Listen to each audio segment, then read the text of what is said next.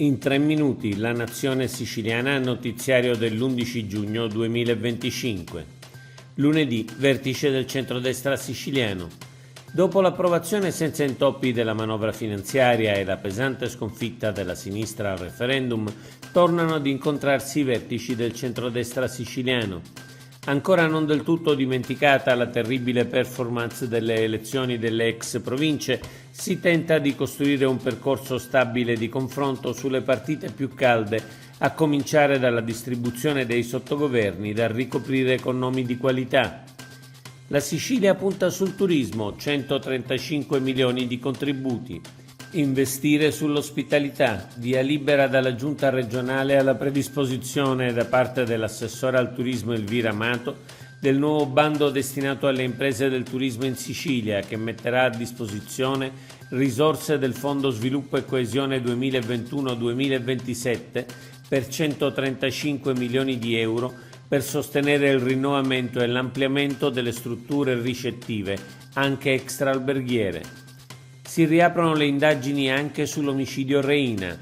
Le tecnologie moderne consentono di utilizzare nuove prove e così, dopo quello di Piersanti Mattarella, ecco riaprire le indagini anche sull'omicidio del marzo 1979 del segretario provinciale della DC di Palermo, Michele Reina. Pare che anche per Reina vi fosse un'impronta al tempo inutilizzabile sullo sportello della macchina usata dai killer. Per Reina, come per Mattarella, sono stati condannati i mandanti, ma non ancora gli esecutori materiali. Dirigenti generali, primi riassetti. Il governo regionale si prepara alla seconda tornata di conferme o nuove nomine di direttori generali in scadenza per fine giugno.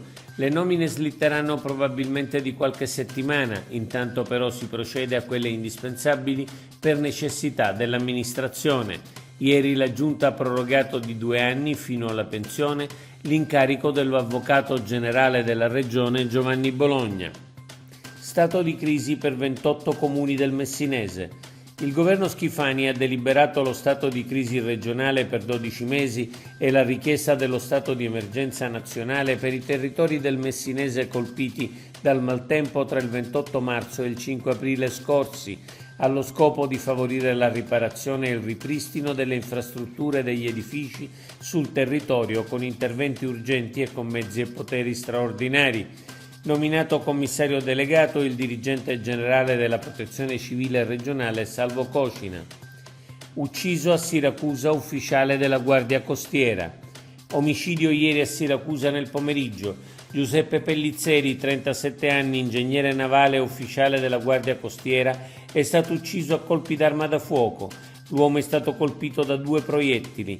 La vittima era molto conosciuta in città. I carabinieri sono al lavoro per fare luce sull'accaduto anche attraverso la visione delle telecamere di sorveglianza.